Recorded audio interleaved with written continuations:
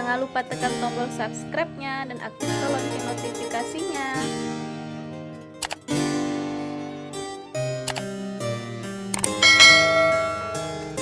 Assalamualaikum, welcome to my channel. Berjumpa lagi dengan saya Mifta, dan ini merupakan video ketiga saya teman-teman. Saya sudah membuat video, yaitu dua video tentang kisah Nabi Adam alaihissalam dan kisah Nabi Idris alaihissalam. Nah, pada video ketiga ini saya akan khusus membahas bagaimana kisah perjalanan Nabi Nuh alaihissalam. Bagi teman-teman yang sudah tekan tombol subscribe-nya serta like, share, and comment video saya mengucapkan terima kasih banyak kepada teman-teman semua. Saya doakan rezekinya lancar dan segala urusannya dimudahkan. Bagi teman-teman yang belum tekan tombolnya, silakan teman-teman tekan tombolnya dan aktifkan lonceng notifikasinya agar teman-teman bisa mengikuti video-video saya berikutnya. Baiklah teman-teman, untuk tidak memperpanjang pembukaan saya, langsung saja saya akan menjelaskan bagaimana kisah perjalanan Nabi Nuh alaihissalam ini. Menurut beberapa sumber teman-teman, Nabi Nuh ini nama aslinya adalah Abdul Ghaffar atau Yashkur. Ia dilahirkan di kota Nahrawain atau Kufah di Irak. Dan Nabi Nuh ini putra dari Lamik bin Matashalih bin Idris alaihissalam. Nabi Nuh ini keturunan ketiga dari Nabi Idris alaihissalam dan keturunan ke-9 dari Nabi Adam alaihissalam. Nabi Nuh ini teman-teman memiliki 4 orang anak, yaitu yang pertama adalah Sem, yang kedua adalah Ham, yang ketiga adalah Yafet, yang keempat adalah Kan'an.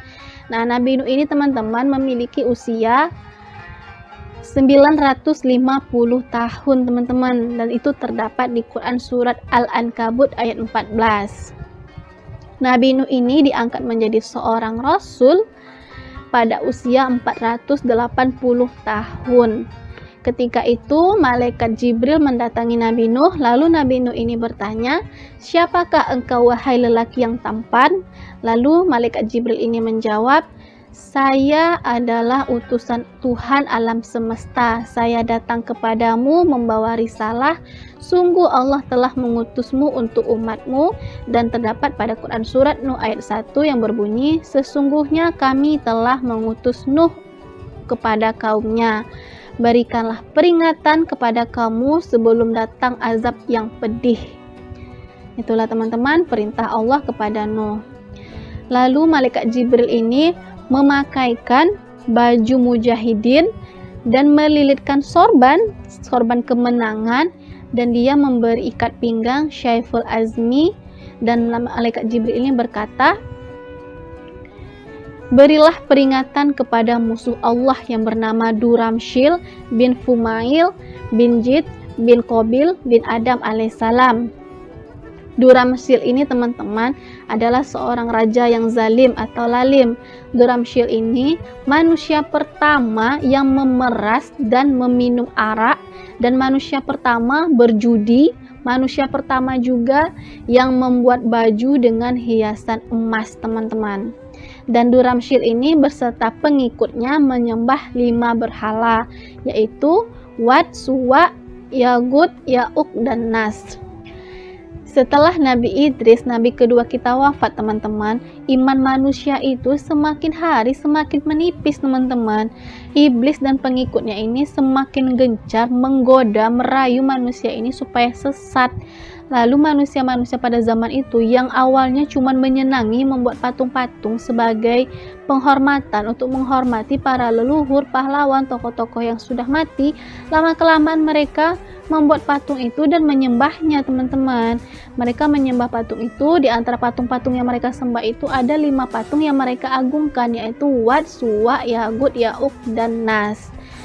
Nah, mereka meyakini bahwa patung itu teman-teman memiliki kehebatan yang luar biasa yang bisa melindungi dan menentukan nasib mereka. Inilah asal muasal manusia menyembah patung dan berhala. Tentu saja teman-teman, ini semua adalah ulah dari si iblis dan pengikutnya itu teman-teman. Namun Allah tidak membiarkan manusia-manusia itu tersesat begitu saja.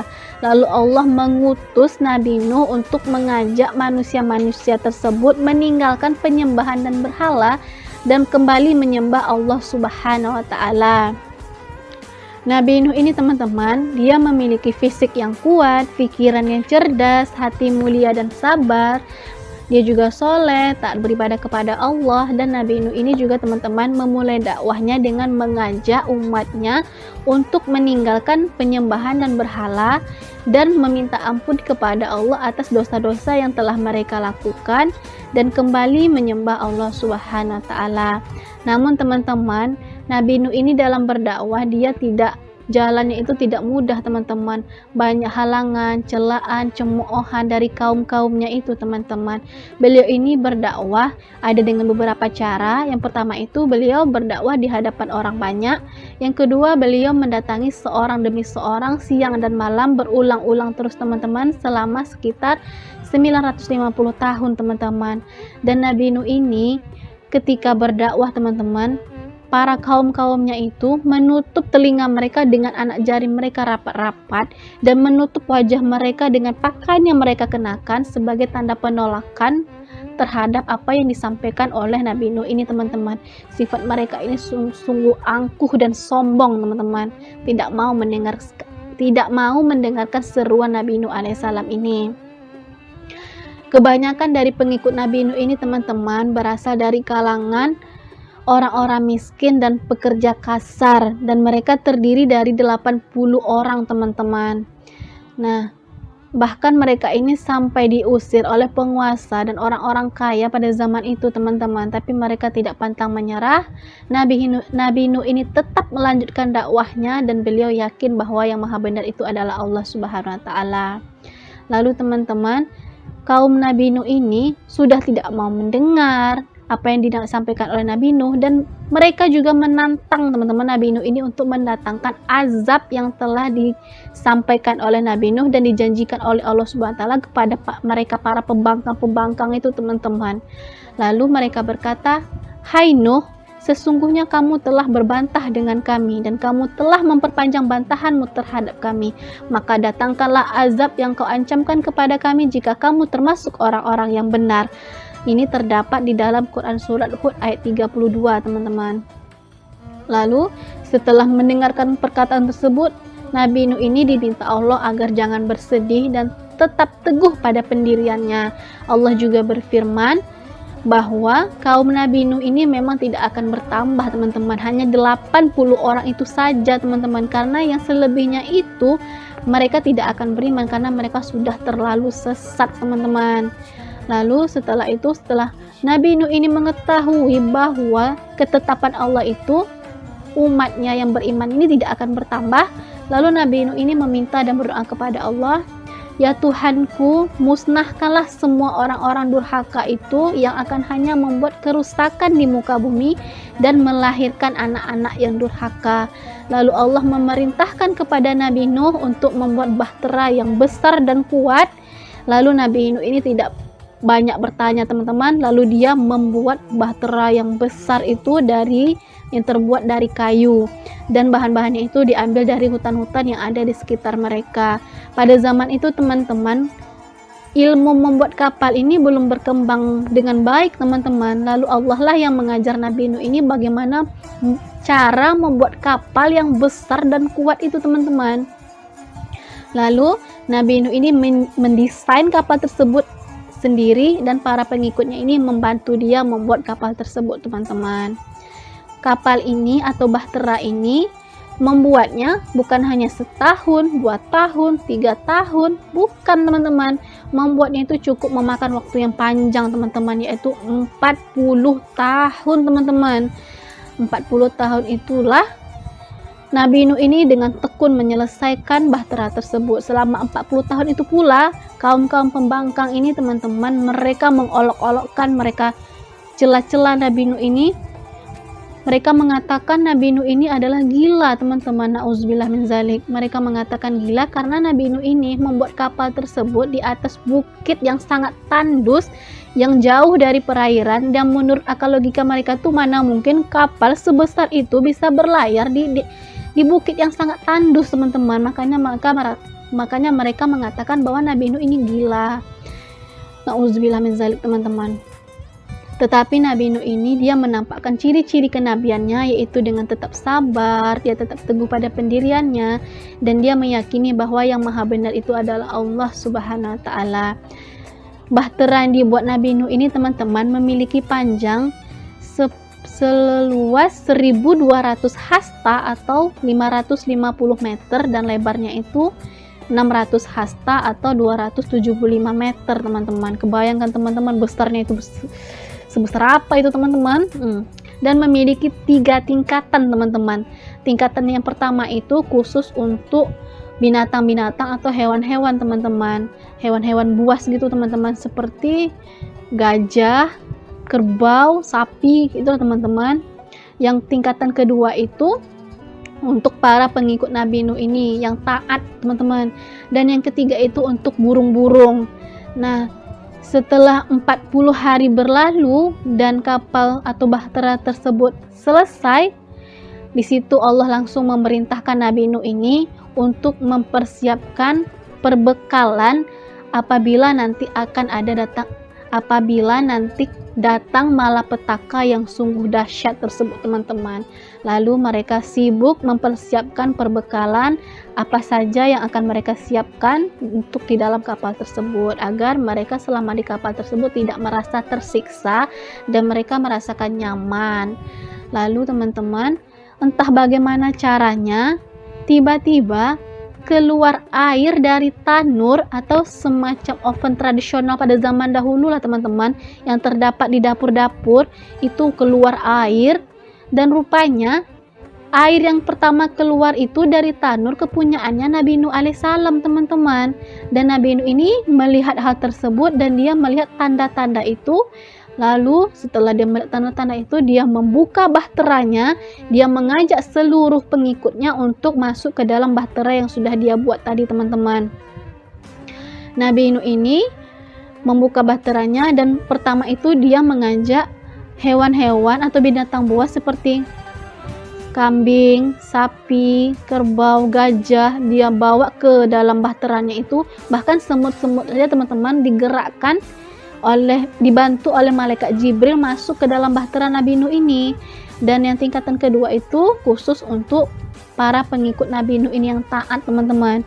Dan tingkatan yang ketiga yang paling atas itu burung-burung masuk secara otomatis ke tingkat ketiga itu, dan di atasnya itu ada penutupnya teman-teman yang dibuat oleh para pengikut Nabi Nuh ini agar mereka tuh nyaman di dalam bahtera tersebut. Nah, setelah itu Nabi Nuh juga mengajak keluarganya teman-teman, yaitu anaknya dan istrinya. Anaknya 3 orang, Sem, Ham, Yafet, itu mengikuti Nabi Nuh untuk masuk ke dalam bahtera, tetapi berbeda dengan istrinya dan salah satu anaknya yaitu Kan'an. Dia tidak mau teman-teman masuk ke dalam bahtera tersebut karena dia menganggap Nabi Nuh ini berbohong, berdusta. Malapetaka itu dia pikir tidak akan ada. Mana mungkin sih di atas bukit yang tandus seperti ini bisa tenggelam dan bisa berlayar kapal sebesar ini. Dan dia tidak percaya teman-teman, katanya tidak masuk logika. Lalu ditutuplah oleh Nabi Nuh bahtera tersebut. Seketika itu teman-teman, langit yang begitu cerah, matahari yang begitu terik berubah, langit itu menjadi gelap, angin bertiup kencang, petir menggelegar, dan hujan pun turunnya begitu deras teman-teman. Hujan yang deras itu belum ada terjadi setelah pada masa Nabi Nuh itu teman-teman, karena itu tuh untuk memberikan azab kepada orang-orang yang membangkang itu teman-teman, biar mereka tahu rasa ya teman-teman. Nah, setelah itu teman-teman, air pun semakin tinggi menenggelamkan rumah, pepohonan, semua yang ada di luar kapal tersebut teman-teman. Lalu Nabi Nuh ini pergi ke atas kapal yang paling atas teman-teman. Dia melihat sekelilingnya dan dia melihat anaknya Kan'an sedang menyelamatkan diri menaiki bukit yang tinggi. Lalu Nabi Nuh ini namanya seorang bapak, tentu dia sayang kepada anaknya teman-teman. Dia mengajak anaknya tersebut dan berkata, "Wahai anakku, masuklah ke dalam kapal ini, karena tidak akan ada yang selamat selain yang ada di dalam bahtera ini." Setelah itu anak Nabi Nuh ini teman-teman bukannya menurut, bukannya patuh, dia malah membangkang teman-teman. Dia mengatakan, "Tidak ayah, saya tidak akan masuk ke dalam bahtera tersebut. Saya akan memanjat bukit yang tinggi dan saya pasti akan selamat." Lalu seketika itu gelombang besar pun datang teman-teman, dan anak atau putra Nabi Nuh ini tidak kelihatan lagi teman-teman, dan akhirnya Nabi Nuh ini dia bersedih teman-teman, tetapi di dalam kesedihannya itu dia tetap menerima keputusan dari Allah Subhanahu wa Ta'ala bahwa anaknya dan istrinya, anaknya Kan'an ini dan istrinya adalah salah satu yang termasuk dibinasakan oleh Allah karena mereka tidak mengikuti apa yang dikatakan oleh Nabi Nuh alaihissalam ini teman-teman. Nabi Nuh ini di dalam kapal tersebut dia tetap bertasbih, memuji nama Allah, dia tetap berdoa memohon ampun bersama orang-orang beriman yang ada di dalam bahtera tersebut teman-teman. Lalu setelah beberapa hari berlalu, akhirnya kapal mereka pun menepi di pergunungan Al-Judi teman-teman, dan ini terdapat di Quran surat Hud ayat 44. Allah memerintahkan kepada bumi untuk menghisap banjir atau air, dan Allah memerintahkan kepada langit untuk berhenti menurunkan hujan, dan akhirnya mereka tuh menepilah di gunung Al-Judi. Di gunung itu teman-teman, ketika mereka turun dari bahtera tersebut, mereka tetap bertasbih, memuji nama Allah, dan mereka mengucapkan syukur yang tiada terkira teman-teman, karena udah diselamatkan dari azab yang sungguh luar biasa itu teman-teman. Lalu mereka di pergunungan Al-Judi itulah mereka memulai kehidupan mereka yang baru, mereka berkembang biak di sana, dan mereka memulai kehidupan yang nyaman jauh dari orang-orang kafir itu teman-teman. Na'udzubillah min zalik. Dari kisah ini teman-teman kita bisa memetik berbagai pelajaran atau hikmah, yaitu apabila kita tidak mengikuti perintah Allah atau tidak mengikuti petunjuk dari Nabi dan Rasulnya, maka kita akan terkena azab di dunia maupun di akhirat.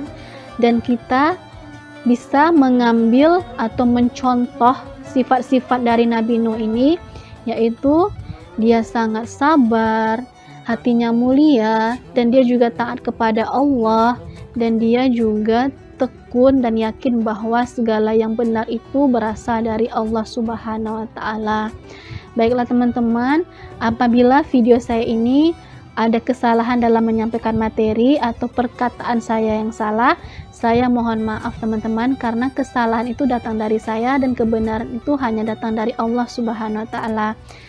Oh ya teman-teman, apabila teman-teman ada tambahan materi mengenai kisah Nabi Nuh alaihissalam ini, teman-teman bisa menulis di kolom komentar saya di bawah ini agar wawasan kita lebih dalam lagi tentang Nabi Nuh alaihissalam ini.